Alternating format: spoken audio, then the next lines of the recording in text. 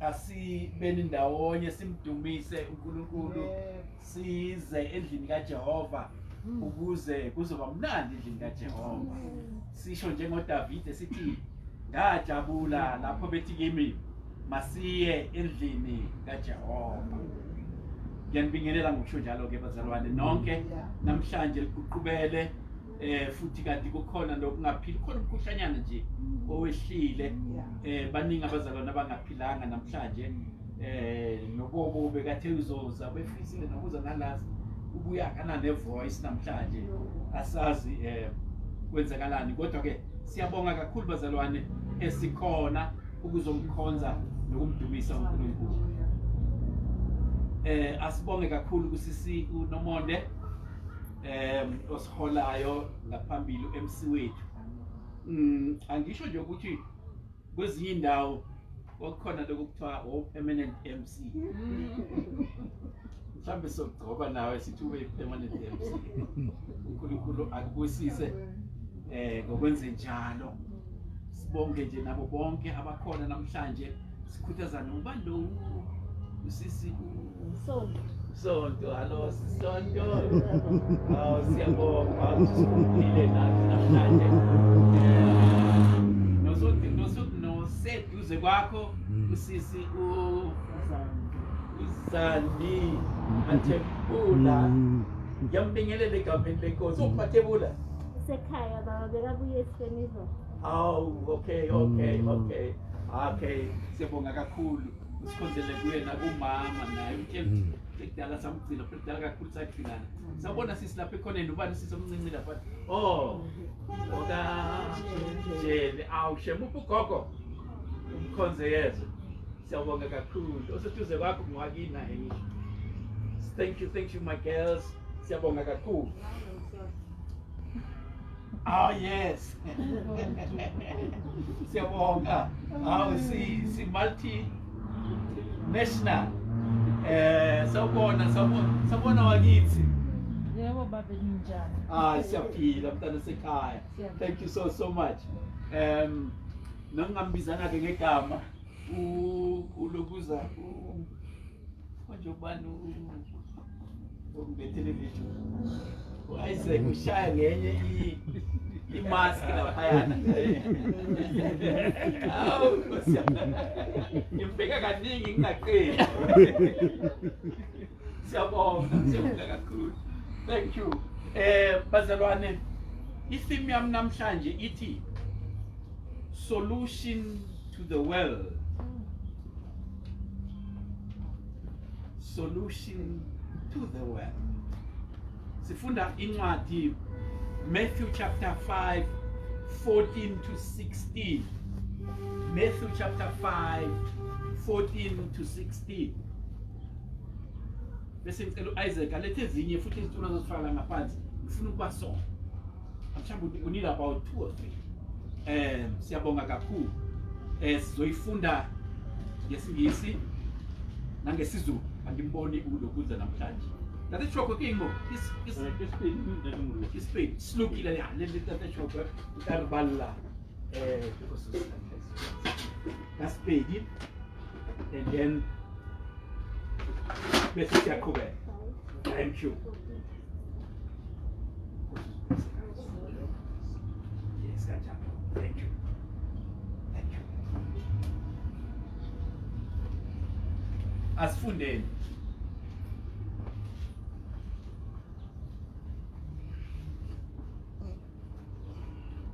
Matthew chapter 5 verses 14 to 16.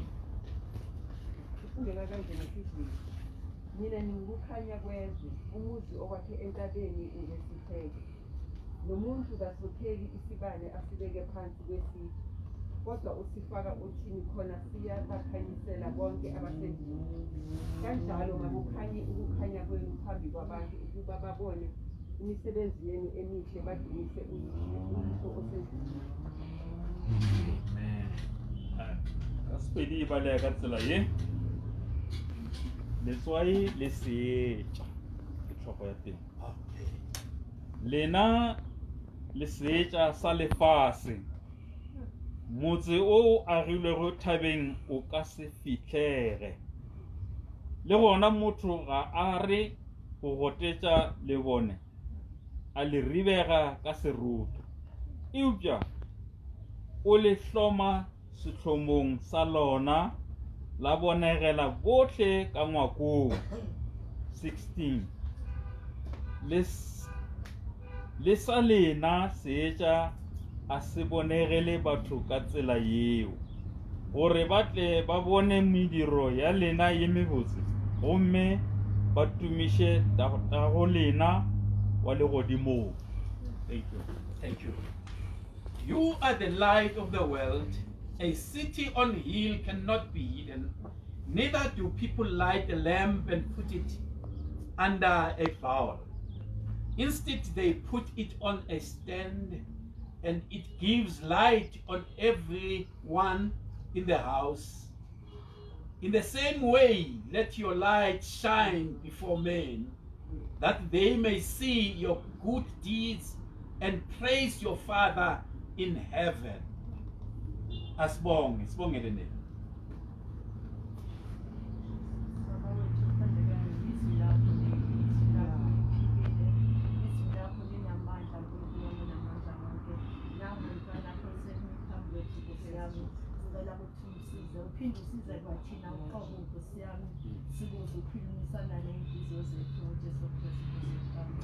Amen. Bazalwane, today I just want to remind you who you are. Problems and people might have made you feel you are nobody. I want to remind you who you are.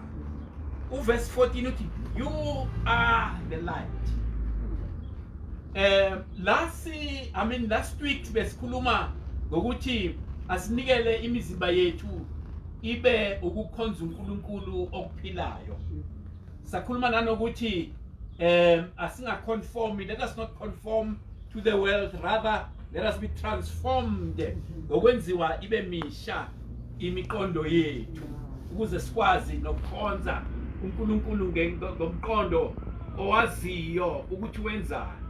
Lithi iBhayibheli lapho, that is your spiritual act of service. If we transform our minds and not allow our minds to be conformed to the world, we are serving. That is our spiritual service, Bazalwane. Spiritual service means we serve God with understanding as to what are we doing. So today I want to remind you, Uguti, with that mind that has been transformed, please know that you are a solution to the world. If the world, Banabesu, is doing whatever it is doing, it needs you. There is no one that is going to bring a solution to the world. Jesus came and became a solution of God to the world. And Jesus speaks here today in Tabeni on the sermon. Yes, in Tabeni, he come to this portion of scripture and he says, you are. He begins in 13 and say, you are the salt. But I want to concentrate today on the light. You are the light of the world. Bazalwane, this text here wants to tell us that it is not always in preaching with words that we can convert lefatshe. It is also in the fact of becoming the light. It is through actions.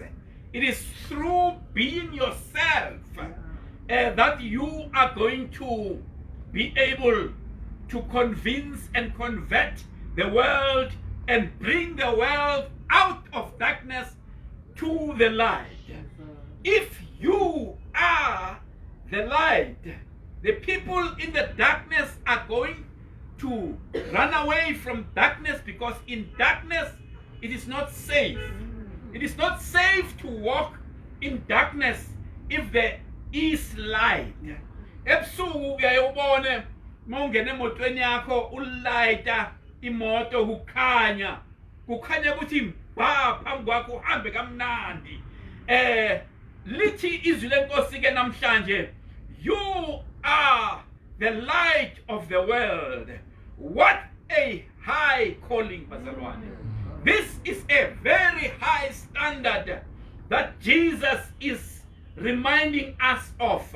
Ukuthi thina, we are the standard from which izwe lifanele libone khona ukuthi sinjani istandard somuntu ohamba ekukhanyeni. A high calling indeed. Uma uyibheka ungaze usho uthi le ntshumayelo, it's not for the here and now. Le ntshumayelo is maybe for the coming kingdom, where we can be the light of the world, the light of everyone. I want to say, bazalwane, it is not easy. It is not going to be by thy power. It is not by power nor by might that you can become a solution to the world. But it is through trusting God. It is through being reminded of your identity. You are the light of the world.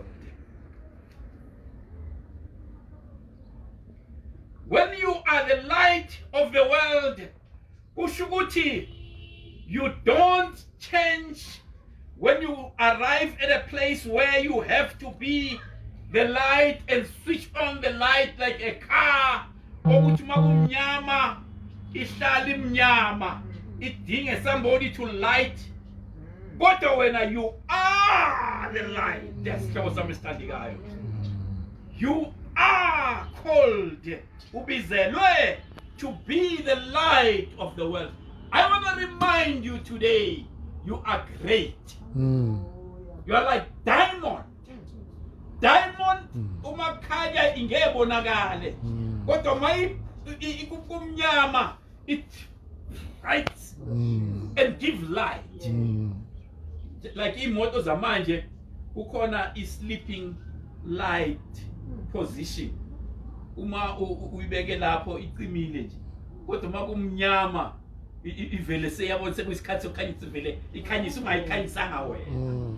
Nathi sinjalo bazalwane. See, we need to bring light.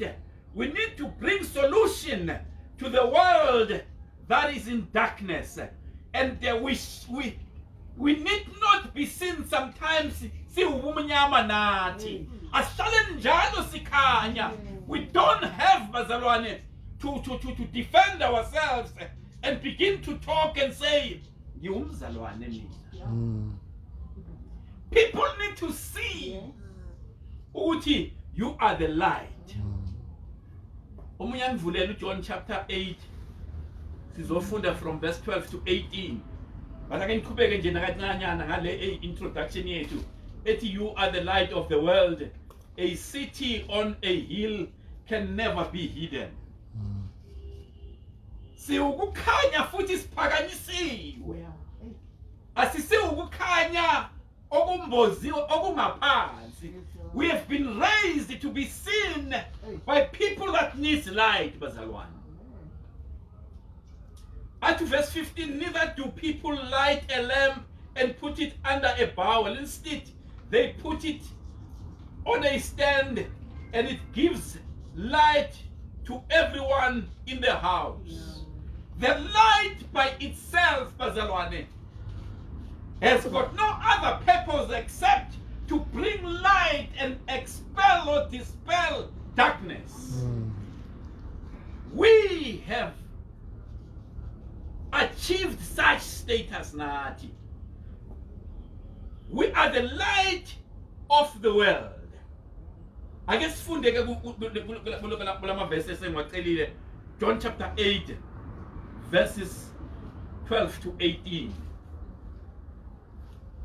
Sizwe ukuthi uJesu uthini okuyena esimlandelayo, okuyena oweza nokukhanya bazalwane. John chapter 8 verse 12 to 18. Angifisa ukuba mude, ngifisa ukuba mfishane so that sizoyikhumbula ikhanye ba indaba yethu namhlanje. Read it, lokho ungayifunda nje ngelimi elilodwa. Sokusaphela sithi ukukhanya kwezwe. Ngakho uJesu waphila wakhuluma kubo wathi, mina ngikukhanya kwezwe. Ongilandelayo kasoze ahamba ebumnyameni kodwa woba nokukhanya kokuphila. Khona bathi kuye abaFarisi, uyazifakazela wena, ubufakazi bakho abuqinisile. uJesu waphendula wathi kubo, noma ngizifakazela mina, ubufakazi bami buqinisile, ngokuba ngiyazi ukuthi ngivelaphi nokuthi ngiyaphi, kepha mina anazi ukuthi ngivelaphi nokuthi ngiyaphi. Mina nahlulela ngokwenyama, kepha mina angahluleli mina. Nakuba ngahlulela, ukwahlulela kwami kungokuqondisileyo, ngokuba ngingedwa, kodwa yimina nongithumileyo. Yebo, kulotshiwe nasemthethweni wakini ukuthi ubufakazi babantu ababili bungobuqinisileyo. Mina ngingozifakazelayo, nobaba ongithumileyo ufakaza ngabo. Amen. Amen. Bazalwane, uJesu here is testifying ukuthi yena ukukhanya and he does not doubt. Uthi lana, I am the light of the world. Bathi ababhalayo iBhayibheli, this is the second time Jesus uses these words as it I am.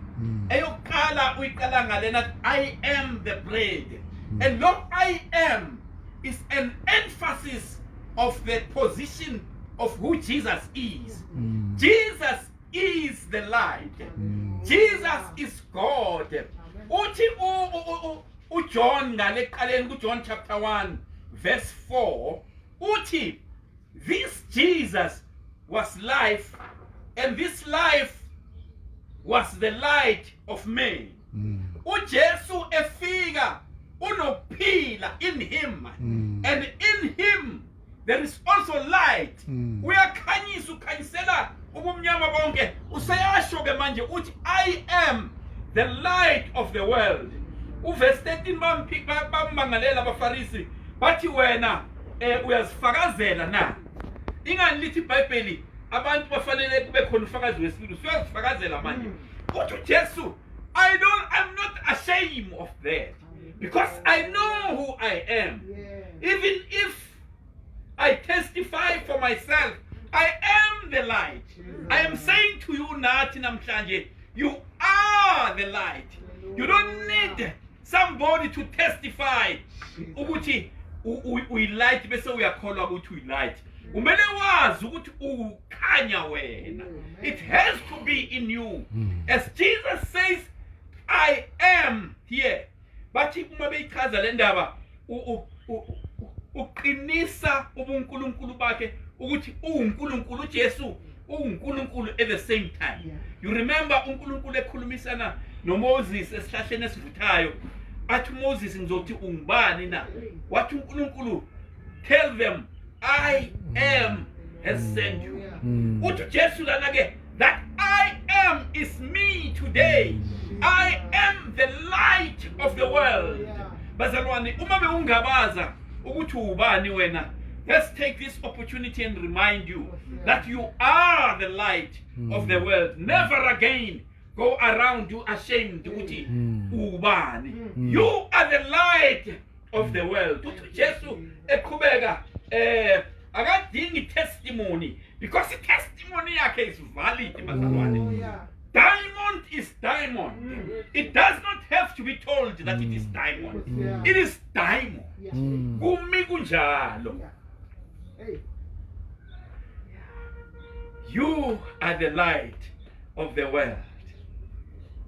Njengoba nibona izwe liyilento eliyiyo lingasifuni lihlarubathi lilikereke, don't lose hope. Don't be angry and fight them. Remain the light of the world. At the right time, things will be right. Bazalwane, si ukukhanya thina kwezwe. Let that be clear. uthi uJesu lana I am the light, and ngiyazazi ukuthi ngubani. I know nalapho ngiyakhona. I don't need to be reminded. You know, some people uma behamba baphuma endlini bazi ukuthi bayaphi, mhlambe bese ngokuhamba nobude bendlela bazikhohle ukuthi bangongobani. uJesu uthi ngiyazi la ngivela khona, ngiyazi nala ngiyakhona. He is sure of his identity. He's sure of who he is. Singabazalwane bafowethu, asibeni sure of who we are. Noma sifikaphi, let us remain the light of the world. You for them. You for them, bazalwane. Not them for you. Ningaguqulwa isimo sengqondo yenu, kodwa nibe transform, and nibe sengitransforma nezwe. Let's not follow izwe, let izwe follow us. Uthi uJesu mayiqhubeka lana, you judge by human standards. I pass judgment on one. I pass judgment on no one.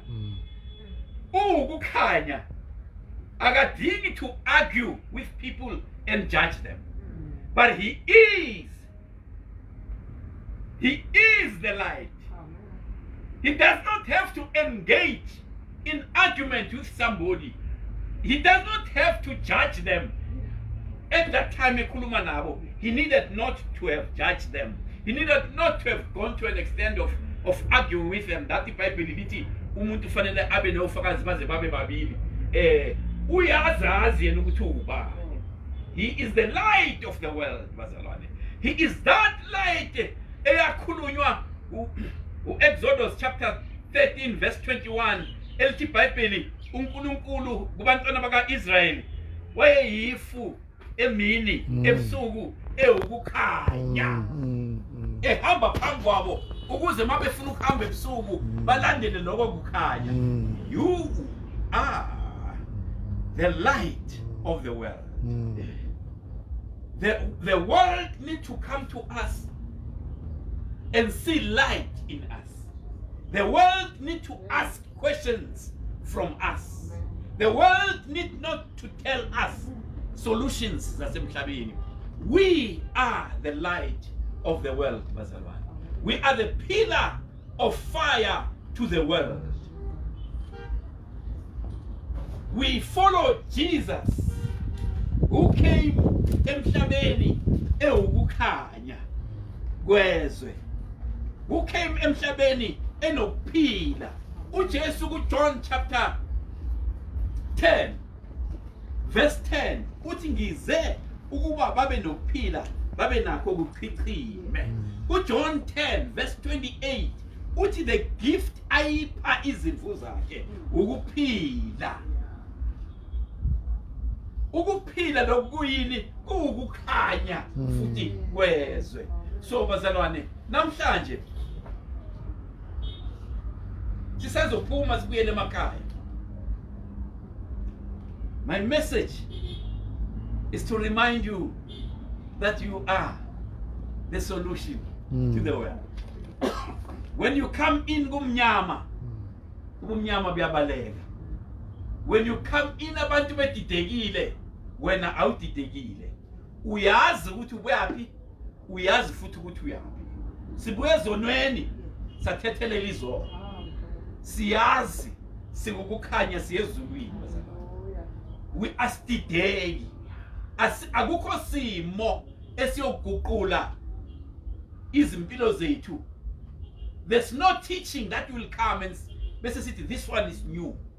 We are changing and silandela lapha.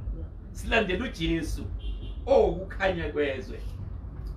Silandela uJesu osinikezile futhi igunya uthi uJesu you. He's pointing at all of us bazalwane. Esimamukele uJesu. Siwukukhanya. They may say what they want to say. Simbonile uJesu, siyazazi ukuthi singobani, siyazi la sibuya khona, siyazi nala siya khona. We are sure of who and what are we about. May the good Lord bless you. Namhlanje sizoqhubeka niyena semakhaya. No, please know yourself. Nani bantwana abancane. Shine above abangani beni. Banganidonsela ezintweni eziphambene nokulunga. You are the light of the world. You are the light of intanga zenu. Sonke si light of the world. May the good Lord bless you all. Sibongele futhi mama. Stop.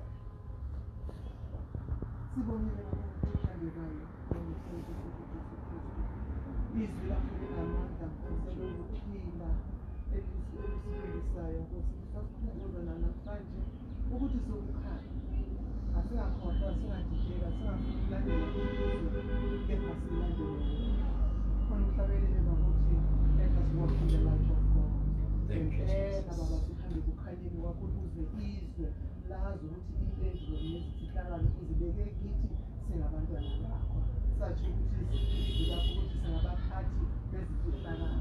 Sisizeke moyeni lezo zihlakalo lezo sihambe ngazo ngokuthembeka nangokuthemba wena ngaso sonke isikhathi. Baba abantwana bakhona abayazazi izidingo zakho. Moyeni wokuhlangabezana nazo ngamunye ngamunye. Usakhulumile baba ngomntanakho. Phinde ubambulele into ezinkulu ezifihlakele ezizwini lakho ukuze sisizakale ezimpilweni zethu. Izimilo zengqondo yethu ziguqule ukuze sazi ukuthi sikhuleka uNkulunkulu ophilayo osindisayo okukhululayo. Ngoba baba ukuthi ufisa ukuthi sikukhonze ngomoya nangeqiniso. Singabheki konke okunye kepha sifune wena wedwa. Baba siyabonga siseza kwahlukana. Phinde uhambe nathi moya oyingcwele uhlangabezane nezidingo zethu emakhaya. Abanye bayagula moya oyingcwele siyakhuleka ukuthi uphinde bathinte bashisise ngegama likaJesu. Nabagulelwayo siyabakhuleka ukuthi bangalahli ithemba moya oyingcwele. Wena uyinyanga yethu. Njalo Exodus 15:26 ukuthi you are the Lord that hears us. Phila siyaphilisa-ke baba ukhulule bese uyasikhanyeni wakho uNkulunkulu othembekileyo. Uma singasuka kuwe baba singayanga baba wonke amazwi okuphila atholakala kuwe amazwi asakhaya sezwini lakho. Silungiseke baba ukuthi inhliziyo zethu zilamukelise lapho lisenze futhi okusezwini lakho ukuze sisizakale. Baba siyabonga ngoKristu Jesu. Amen. Esithabelo sakho